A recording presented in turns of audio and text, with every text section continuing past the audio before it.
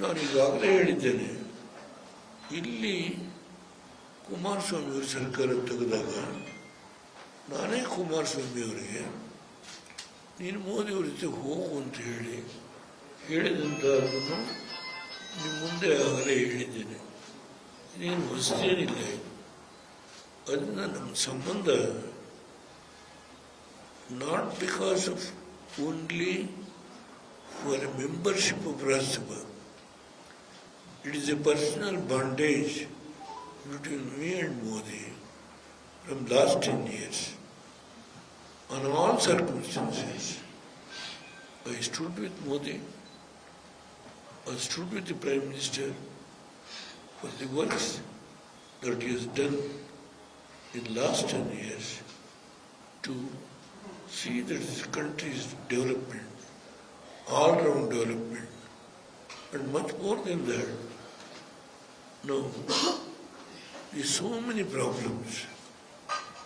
India is a vast country, 145 crores population.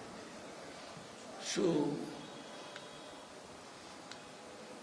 now I don't think there is any other leader who can compete with Modi from my idea. Let us be frank. So, not only the overall development of our country, he said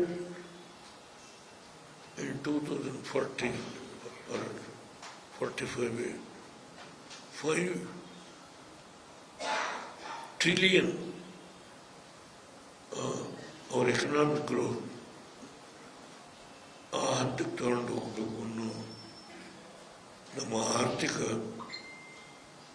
ಶಕ್ತಿ, ಡಿಫೆನ್ಸ್ನಲ್ಲಿ ನಮ್ಮ ಶಕ್ತಿ ಎಷ್ಟು ಹೆಚ್ಚಾಗಿದೆ, ಹೀಗೆ ಹಲವಾರು ವಿಷಯ ಹೇಳಬಹುದು.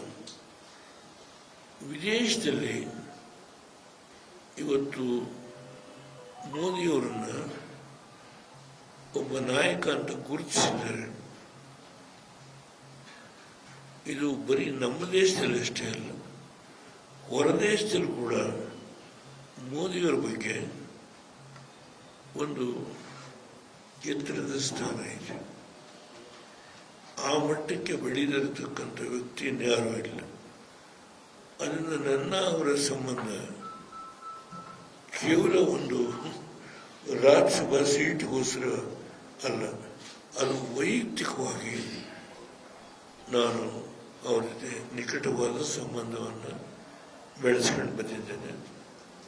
ಆ ಸಂಬಂಧ ನಾನು ಸದಸ್ಯನಿಲ್ಲದೇ ಇದ್ದರೂ ಅದು ಮುಂದುವರ್ಕೊಂಡು ಹೋಗುತ್ತೆ.